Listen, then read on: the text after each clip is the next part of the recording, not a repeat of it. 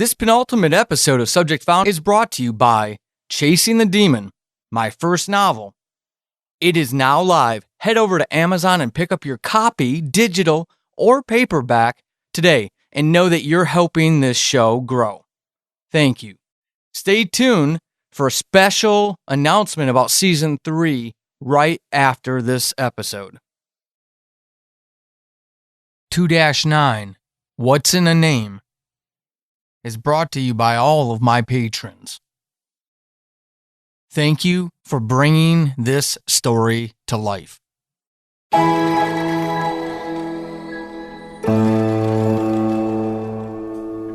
It's been 2 weeks since you asked me to take a break, Monica. 2 weeks of sitting around, staring at the walls, waiting for you to call. Nothing. I've tried writing a blog or two. I've tried getting back to the YouTube channel, but I don't have the energy.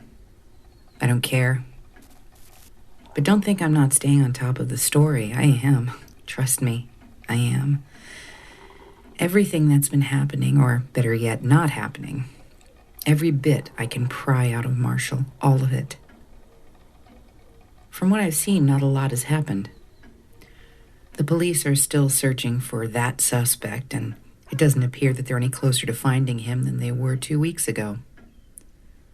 If they've got new people they're looking at, like Marshall said they did, they're either keeping it under tight wraps or those leads have fallen through. I went for a run this morning. It felt good. Last night was a bitch, and I didn't sleep a lot. I was out late, too late. I had some things I wanted to get done. I can't believe I got my ass out of bed to actually run. Sort of impressed with myself this morning. Sort of feeling good. Monica, I hope this isn't too soon for you, but I'm going to come by today. I want to come back. I know I scared a lot of people the last time I was in the building, but I promise I'm not that person now. You were right. I needed to refresh. The story, everything about it. It got to me. There was a lot of pressure on me. A lot of people depending on me to do the story justice, to tell it right. And I didn't handle it well. I've been thinking about that. Reflecting on where I went wrong and how I could have handled it better. I miss Angelique. I need to be close to her again. I'm ready. I'm ready to come back and be a member of the team. I'm even willing to work with Branson, if that's what you need me to do. Will you give me a chance?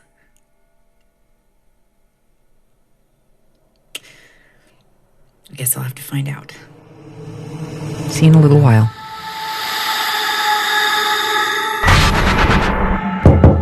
What is it? Janice, what are you doing here? Never mind. Come in. Close the door. Hurry. Have a seat. What's wrong? What? Why are you looking at me like that?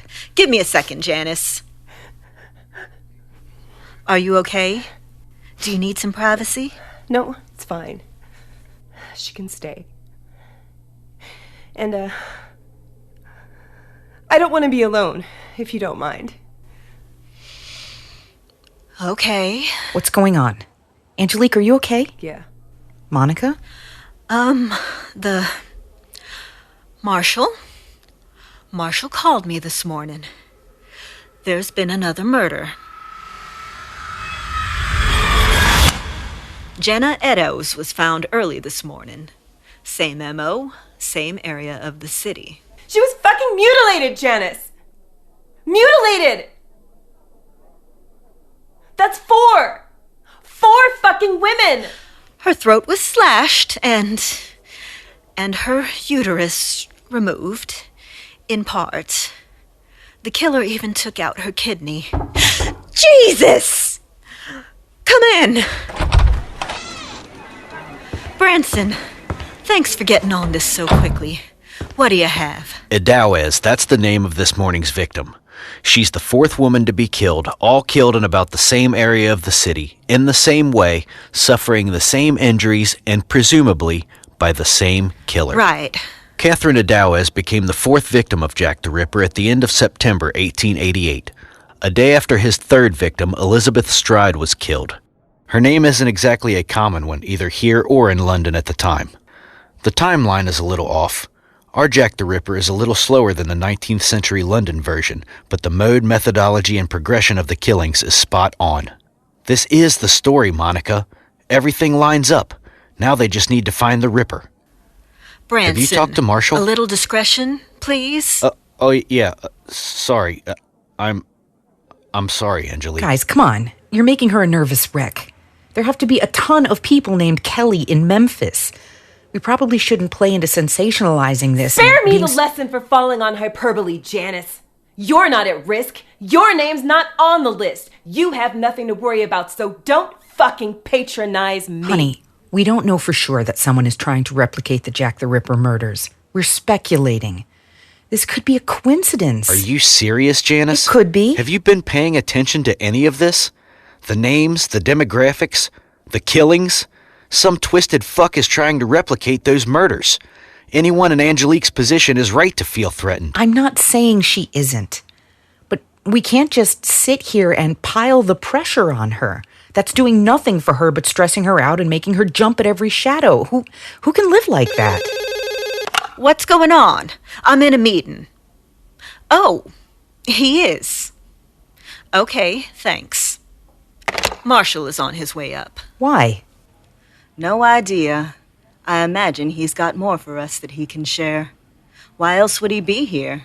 I don't know, Monica. He's got to be all over this Canonical 5 theory. Maybe he found something about that? Possibly. Listen, before he gets here, everyone play nice with each other, okay? Janice, I don't have a problem bringing you back into the story, but this isn't yours anymore. This is a team effort, and I'm not wavering on that. This story is too big for any one of us. That includes you, Branson. Don't you go running with something, setting fire to everything Janice is working on. But Monica, come on. This is my story. This is a real slap in the face. It's not right. Well, it's not intended to be an insult, and I'd prefer it if you didn't look at it like that. As a matter of fact, I need you to stop looking at it like that if you want to stay on the story. I'm not kidding. Both of you are very important to this story, but you're not the story. If you can't agree to play nice until this is done, then I'll make changes. Clear? Nice to see you put a foot down, boss. Don't push me, Branson. Okay, I was just joking. Come in, Marshall. I don't have a lot of time. There's what we found this morning. Oh my God! Jesus. Is that... Jenna Edelweiss? Man. Yes? What happened to her? Our sources told us she'd had her throat slit and her uterus and kidney removed. This is... I know. These pictures are hard to look at, and I realize that. Sometimes I forget to tone it down when dealing with civilians. God, there's just so much we need to get done. Listen, I need y'all to start working the community involvement angle, okay? Weave that into your stories however you can, but we need the city on guard, literally and metaphorically. You still haven't found Roman Byers? No, it's like the man is a fucking ghost. Anytime we get a lead on him, he's gone by the time we get a patrol out. With the store getting daily attention now, everyone is seeing the damn man all over the city. Yesterday, we got 55 calls of sightings. 55! Do you know how much manpower we wasted on that? But it's worth it. This guy is killing a woman every few weeks. We're trying everything we can to bring him in for questioning. Questioning? You need to bring his ass in for a firing squad. We still don't know if this is the person doing the killing. No matter how much I'd love to give the city the murderer's head, we can't give up an innocent person as a sacrificial lamb. There's nothing new. No new clues about him or his whereabouts? Nothing. And honestly, I'm not even sure if he's our guy. What do you mean? Remember how I told you that with that third murder, Ms. Stride, there was a witness? Yeah? Well, they were more than just a witness. What do you mean? I don't get it. They shot cell phone video of the attack. It's not the best video you'll ever see, of course, but it's good enough to see most of what happened, even if we can't identify the killer. The video starts after the initial part of the attack, so we don't really know for sure how he got her isolated and subdued. By the time this witness had the wherewithal to pull out a phone, Miss Stride was very close to dying. Fucking terrible. The witness was close enough to see Miss Stride being held down. She was kicking, but it was weak, and it stopped shortly after. Well, when we approximate, her throat was slit. The sick bastard was grunting like an animal, like he was actually enjoying what he was doing. To hear those sounds, it really makes you question the nature of God. The witness shot as much of the decimation as they could. It was gruesome, incredibly gruesome. I've been doing this shit for a long time. I've been involved in hundreds of murder cases, and this... Damn, the person behind these killings, they ain't human. They can't be. So there's nothing in the witness video that'll help identify the killer? No, not really. There are some clues, disturbing ones, that lead me to believe we're looking in the wrong area, but nothing that's gonna pinpoint someone, not right now at least. Clues? Like what? Well, the killer was wearing a hoodie, but during the attack he got tussled around and the hood slipped. They have longer hair, much longer than Roman Buyer's bald head. Yeah, but that could have been a wig. Well, it could have. We're not eliminating any possibilities. It's just something that's forced us to widen our net, so it slowed everything down. Except for the killing. Yes, except for the killings. We're running another set of forensics on the video, and we should have more information about the killer once the initial findings are confirmed, if they can be confirmed. That'll help us narrow down our search if we can isolate his voice. You got voice? Voice, hair, blood, face, and full body. We got enough in the video to eliminate a lot of suspects, and just not enough to identify the killer. So he's still out there, laughing at all of us, waiting to kill. We can't be sure about that, Angelique, and we're working overtime to beef up patrols for the affected. The affected? Seriously? You make it sound like we're pariahs or something. Poor word choice. I'm sorry. I didn't mean to. I'm sorry too, Marshall. What do we do with these pictures? I can't publish those. The community will go into lockdown. The mayor, the board, they'll have my head. Hell, I don't even know how we're gonna write about something like that. I don't know, Monica. Y'all are the wordsmiths, not me. How do you tell a scared population who are already on edge that the most recent victim not only had her throat slashed, her stomach ripped open, and her uterus removed, but that the killer obviously wanted to make a statement with her? How do you tell a city with over 300,000 women that there's someone out there who hates his victims so much that he not only dismembers them but disfigures them?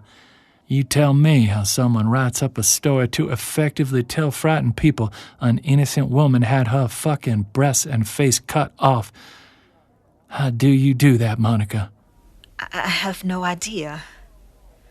I don't imagine any of us do.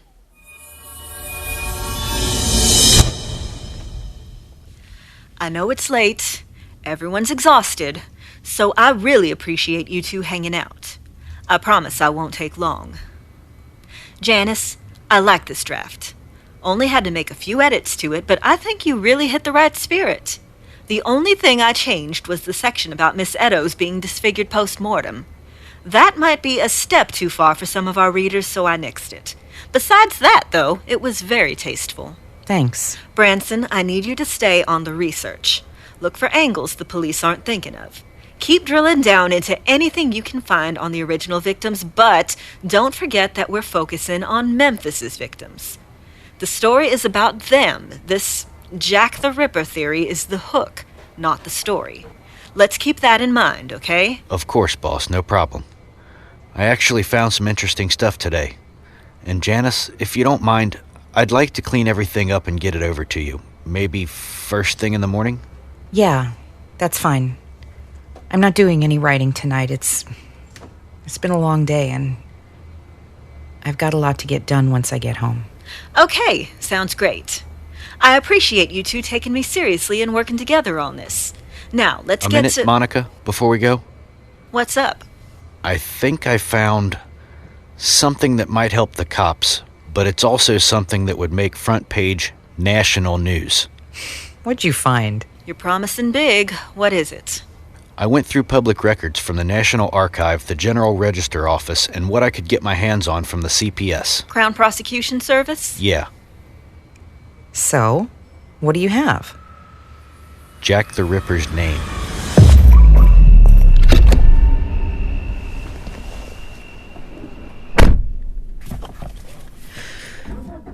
It's 10:30 at night. I'm sitting in my car outside the paper trying to get my head straight before I get something to eat and head home. I'm fucking exhausted. What a day. What a fucking day. It's a good thing I took a chance today and asked to be put back on the story. I would have missed so much. Now I've got another front page story, another prominent byline, more exposure, and some incredible insight. I know what he knows. I know what they know. This way, I'll be able to stay one step ahead. Always. This is exactly what I was hoping. Janice? Jesus! Janice Herring? What do you want? Can you roll down your window? I'd rather not yell and have someone overhear me. And I'd rather not roll my window down. What do you want? I need to talk to you. No thanks. Now get the fuck away from my car. I'm calling the police. If you do, you'll lose your story. What are you talking about? What I'm talking about, Miss Herring, is that I'm the story. Oh my God. Roman? Roman Byers. Yeah, that's me. Can we talk for a minute? Hey folks, I hope you enjoyed the penultimate episode of Season 2 of Subject Found. I hope you're going to enjoy the way we wrap everything up 2 weeks from now. Yeah, the season's almost already over. You're chomping at the bit for another season. I don't blame you. The third season is pretty epic, but it can't get started without your help. For 2 seasons, I have funded this show out of pocket and also off of the volunteer efforts of the wonderful people you've heard over these past 2 years. Now, it's time to change that. We are fundraising. We have launched a GoFundMe campaign to raise $6,000 in order to create and produce the third season of Subject Found. If you want to hear this next story, this next iteration with a new monster from lore, myth, and legend, then head over to GoFundMe.com SF Season 3, like Subject Found Season 3. Again, once we hit our goal, we're going to get to work. It's all up to you. Do you get us to that goal tomorrow? Or do we not reach that goal until 2020? Come on, folks. This is a wonderful story. It is written in rough draft right now. I will start editing it as soon as we hit this goal, or whenever I can get to it to start prepping it for a novel release. I don't want to do that. I want to start working this third season of the audio drama, and I want to be able to finally compensate the wonderful voice actors that you've heard for 2 seasons now, and those amazing folks over at Dog and Pony Studios who created Season 2's soundscape and who already have wonderful concepts for what they want to do in Season 3. This needs to happen. We need you to come through for us. $6,000. We can easily hit this. Again, GoFundMe.com/SF Season 3. Help us reach this goal and get to work. Now, for the credits. Subject Found is a pulsating production. If you've enjoyed this season, we only have 1 more episode. Now is your chance to go leave a 5-star rating and review at your favorite podcatcher. Also, if you're interested in keeping tabs on when the 3rd season's coming out, episodes of Who Killed Julie, Diary of a Madman, any other news I have about short stories or all the novels I'm working on, go over to paulsading.com, sign up for the newsletter on any one of the landing pages there, and take part in the no spam guarantee. I'll only send emails when something important is happening. Subject Found was scored, sound designed, and mixed by Dog and Pony Studios out of Las Vegas. You can find them at dogandponystudios.net. Let John know that I sent you. Now, let's give you one more Fate Crafters recommendation. This time, 2298. Years after an invasion nearly destroys Earth, a new society has coalesced around the one thing left: the internet. The network makes sure profiles eat right and stay focused, but number 24, thanks to the sudden appearance of a mysterious bird, is finding that difficult. Find out what happens. Follow the show over on Twitter at 2298pod, and you can subscribe to the show by going to feeds.soundcloud.com/users/SoundCloud users :316060097/sounds.rss. Heather Auden plays Janice Herring. Maximilian Defoe of Thematic Podcast is Angelique Kelly. Lauren Wisniewski is Monica Ravenalt. Austin Beach is Branson Stewart. John McClane of Dog and Pony Studios and producer of Subject Found and Who Killed Julie is Marshall Rogers. Steve Bateman of the Why Haven't I Seen This podcast plays Roman Byers.